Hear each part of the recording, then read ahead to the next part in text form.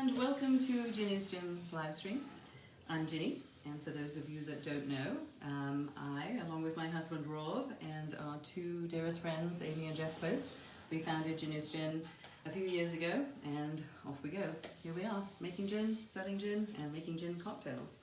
So we are now, well, we're not officially in springtime, that's another couple of weeks away for it to be official, but the weather here in Sonoma County in Northern California has been decidedly spring-like. It's been absolutely fabulous. And so when I turn the page to March, I have all of these seasonal ingredients that we use and things that are just coming into season. And I was really excited to be able to use pea shoots. Obviously pea shoots are really good for you, and so I did a bit of research, and my second cocktail that I'm going to make is with pea shoots. So it's practically health food. But then I sort of had pea on the brain and thinking about, you know, the pea shoots, and I was actually cleaning out my cupboard, the larder. In England you call it a larder. So I was doing some larder cleaning, which is shocking, but I did, and I came across a bag of butterfly pea flowers, which Rob had bought some time ago to make cocktails. You had that in mind, right? Yeah. And so finally found it after, you know, we had looked for it before and we couldn't find it, but there it was. So then I was excited to use these, of course, and I know that Rob's probably going to, now that we found it, he's going to want to do some cocktails with it as well. But it was kind of interesting to learn, you know, when I get these ingredients, I like to learn a little bit about them. The butterfly pea flower, it's actually native to an Indonesian island called Ternate, and there's lots of different names for it. We call it the butterfly pea flower. They call it Asian pigeon wings. They call it the bluebell vine, blue pea, and the Darwin pea. But one of the things that, and I don't know whether it was, I found this rather funny when I was looking through this, but there is the interesting species name for it, the Latin name, genus. And so when I read this, I laughed a little to myself, and I don't know whether it's because as a teenager, my parents shipped me off to a boarding school, a boys' boarding school at that. So not just any boarding school, a boys' boarding school, because back in the 80s, the English school system realized, private school system realized that they needed to start attracting women for education, and so they would allow the girls to come into the sixth form. So our class was the second of the first influx of girls into this boarding school. So I think there were like 15 of us the first year, and 15 of us the next year. Anyway, great fun, lots of extracurricular activities, you can imagine. And so I have a bit of that sort of boyish boarding school humour that I carry with me. Or perhaps it was because I was experimenting with cocktails and therefore day drinking that when I read this I had a good old giggle. So you probably already know what it is, but the species name is Clitoria ternatea. And I wonder if you can imagine why they have called it Clitoria. Well, this is the beautiful flower. And there it is, you can see that. You can probably imagine now why it's Clitoria. And so it doesn't actually taste of much. It's sort of got this mild green tea, mild green tea taste. But what's really striking about this beautiful flower is its colour. Obviously it's this vibrant blue colour. And there's another interesting part of that what we'll show later when I do the cocktail. But so in India, it's actually esteemed as a holy flower, and it's used in their daily rites. You know, because they also see it as being part of the female anatomy, and then I guess in one type of traditional Indian medicine, it's ascribed, and I'm going to read this, various qualities, including memory enhancing, anti-stress, antidepressant, anticonvulsant, tranquilizing, and sedative properties. So, so I think this is a really good thing to have in your cocktail, right? Especially after the year that we've been through, and year plus. So very fun. And of course it's used as a natural food colouring and as a dye. And be careful because it really does. The blue gets all over the place, so just be careful when you're using it. So there's many ways that you can obviously extract the blueness. So you can just take the, so here's the other part of this. So we had the dried tea leaves, you know, the flowers, the dried flowers, you can see them right here. And so obviously it starts out like this, the Clitoria tenate, and this is what I have for my cocktails. But guess what? When you lubricate this with a little bit of Ginny's gin and you shake things up a bit, it's gonna be fine. You get the same beautiful, vibrant, vivid color. So we don't have to worry. It's all good. And then it has all those other properties as well, so it's great. Okay, so you could take the leaves, and I just sort of grabbed a handful and I took boiling water, and you make a tea out of it. So you can make the tea, this beautiful blue tea, and use that in your cocktail.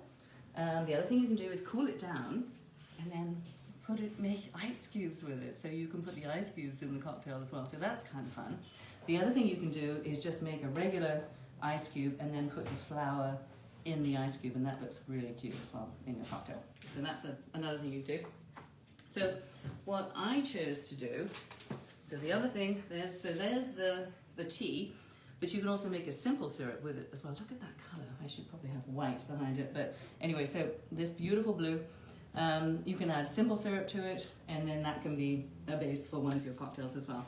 But I thought it would be kind of fun to just go straight to the gin, and what I did is I took a bottle of gin, well, not a whole bottle of gin, I took, you know, about this much, and I threw a handful of flowers right into the gin, and I just let it steep.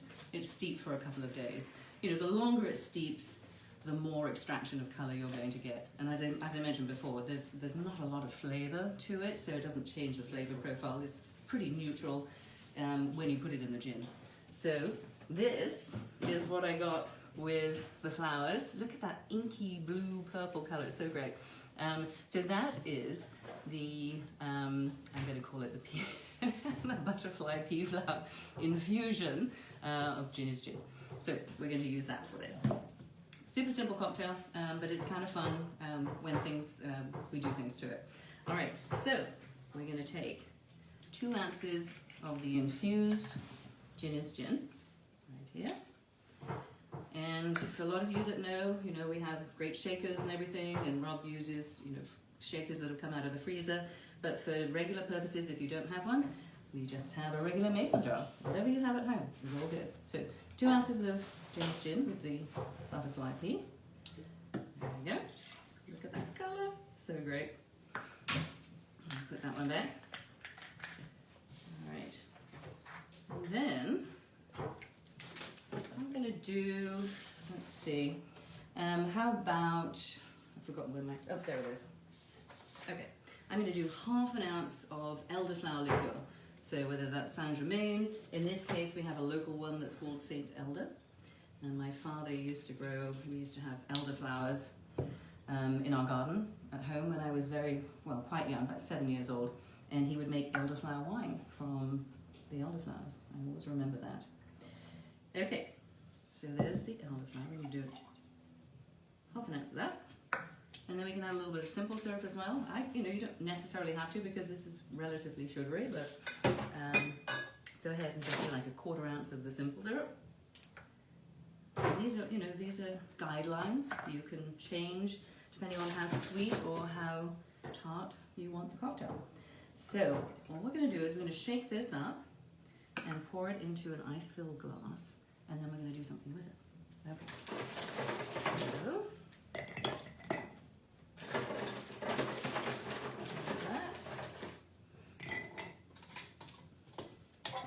So anything can come to life with a little Ginny's gin, right?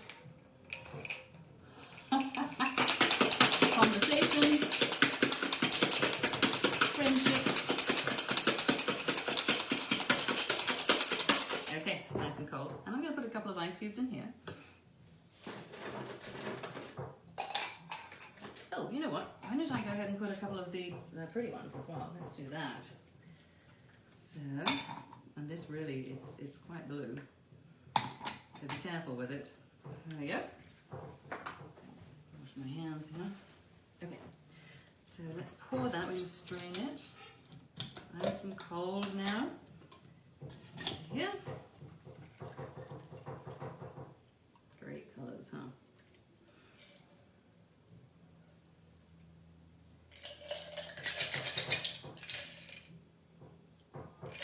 Alright, now what we're going to do is we're going to add some lemon juice. And what happens is when the pH changes, it changes colour. So I'm going to get my lemon here, and I'm going to do an ounce of lemon. And you can watch it miraculously change colour. So let's do this. You stole my colour, Ginny. Okay.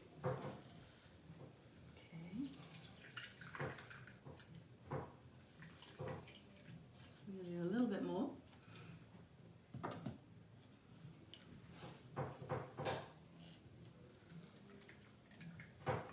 don't know if you can hear the music in the background.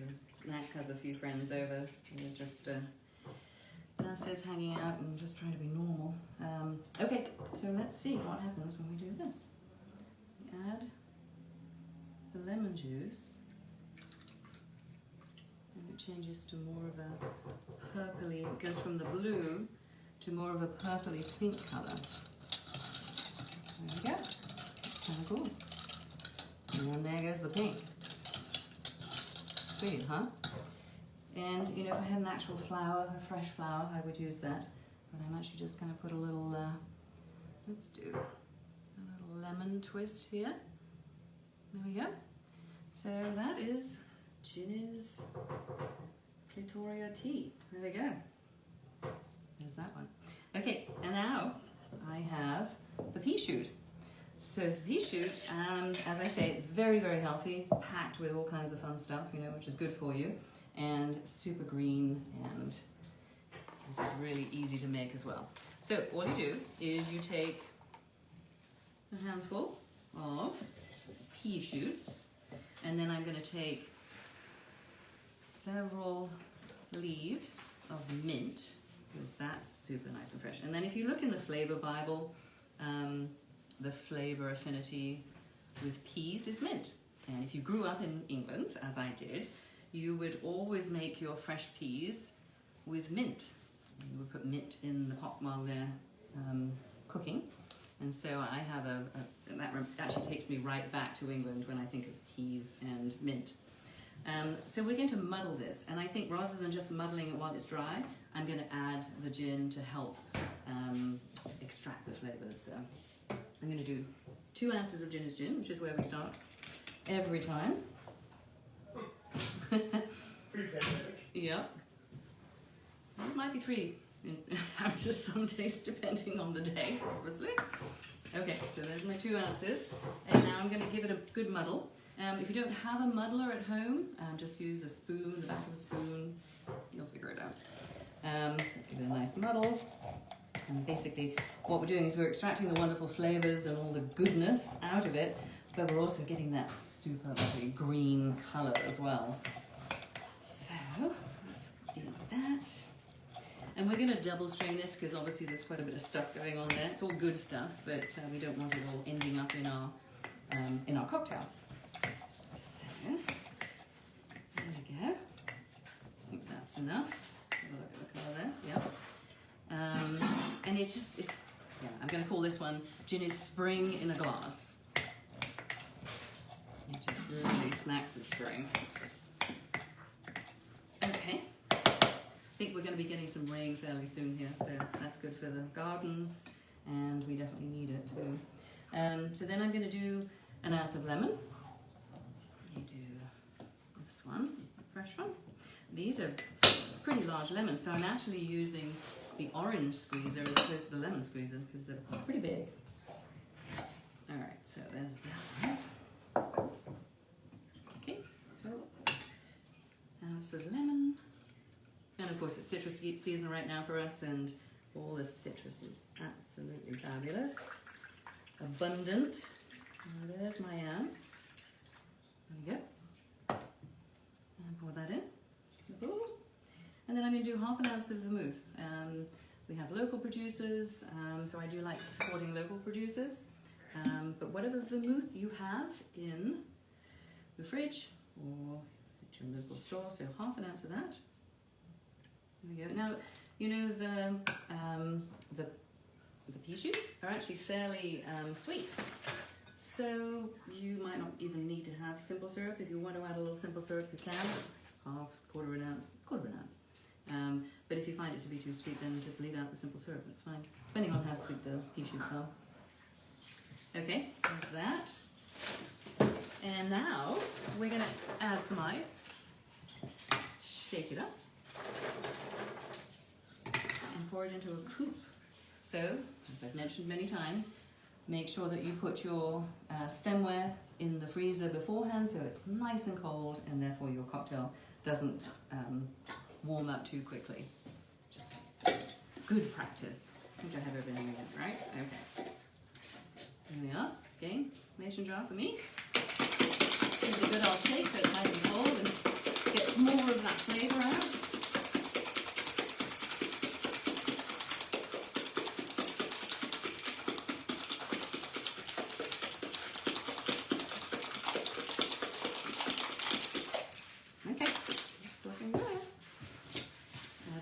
Practically health food.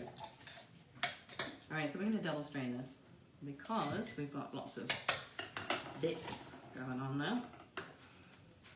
Alright, look at that colour. So we're going from purple to pink to green. That's awesome. And it really smells good too. Very flavourful, very, just as I say, spring in a glass. Okay, there we go. And, okay, here's what we're going to do. We're going to take a little bit of pea shoot and a little bit of mint, and we'll use that as our garnish. No, please, Rob. Let's find a nice looking one here. Sort of grabbed a few of these when I was, here we go.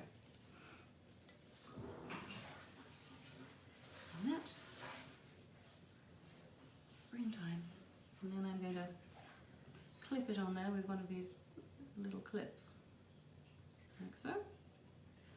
And there is gin, spring in a glass.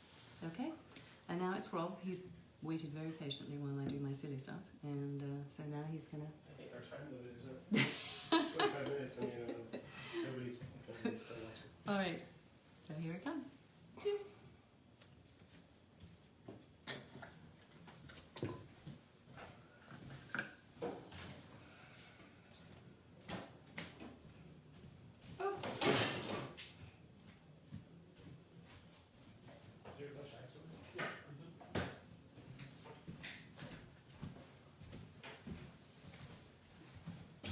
Okay, hi.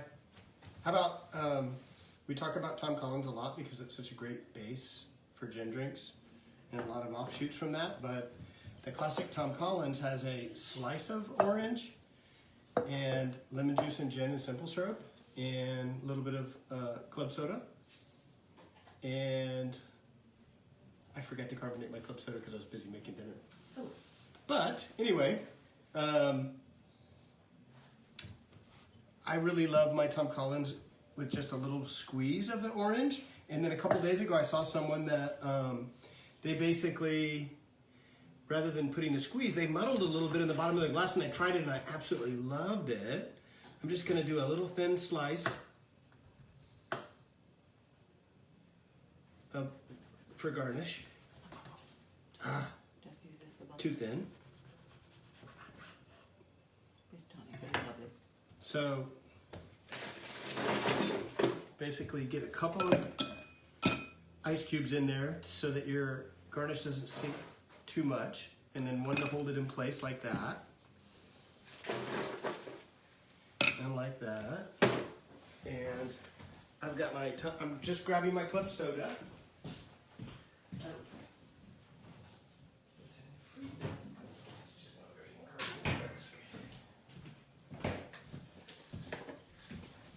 And we're just gonna put like, oh, I don't know, you know, for one drink it would be an ounce, but this is gonna be a 2-drink drink. So we're gonna put about 2 ounces of club soda or carbonated water.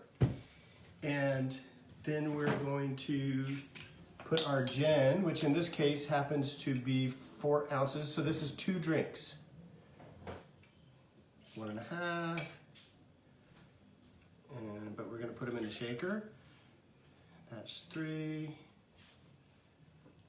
And there's 4. And then we've got our wedge that we're gonna drop down in there. And we've got the simple syrup would be, for one drink, would be about somewhere between 1/2 ounce and 3/4 for this. I double that, 1.2. So there's the 1 and 1/4. Okay. Then we are going to get the gin, we get the simple syrup, and we got the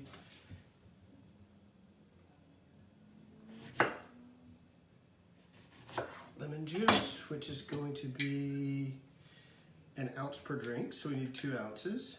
So we're going to go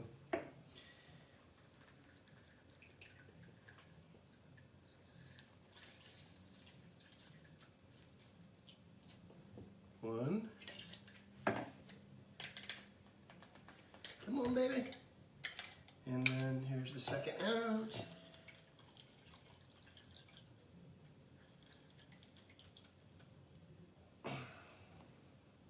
2.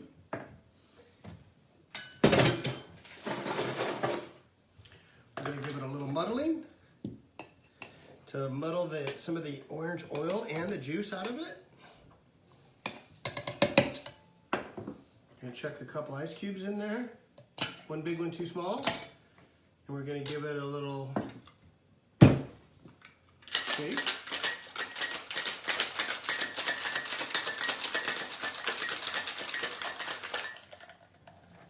And I'm going to top it up over our soda, which will mix as we fill. Whee! And then the garnish would be a maraschino cherry on top. Just stained your cloth. Okay, so Tom Collins. Ta-da, look at those colors. Yeah. Wow, that's awesome. Very cool. Okay, well, it is springtime. So, nearly springtime. Well, it's felt like it all week. Now it's about to rain this weekend, but Yeah, and we're supposed to get some snow as well, so that's actually good. We need it, for sure. So, have a great weekend, everybody. if you want, you can put a straw so you can drink it faster. Ah, there you go, because That's the trick I like. Yeah. Yeah, Yes. make it work. Yeah, we've had a hard time not having a cocktail every evening, you know, through all of this. It's a way to relax, and yeah, that's what we do, right? I just have 1, but I make it 2. Yeah, it's a double. Yeah. Okay. That's good. I had a friend who told me that, you know, his dad lived to 90 something, and he had 4 ounces of booze each night, and so this is a 4-ounce drink. So there you go. Yeah, it's just don't do more than that, right? Right, 1 drink. Yeah. Yeah. Okay, That's all we guys. ask. Yeah. Drink responsibly, and Have a make great sure it's weekend, gin is gin. Okay, cheers, everybody. Cheers. honey. Cheers. Yeah. Yeah, the orange just gives it that Peas. little pop that when it, Glass. rather than just lemon. It's really good. It's really pea. Taste. It's sweet. It's peas and mint. It's a perfect combo. It's really good. Reminds me of my basil ones. Yeah. Excellent. So you can drink your veggies. It's a good thing. Bye, guys. So.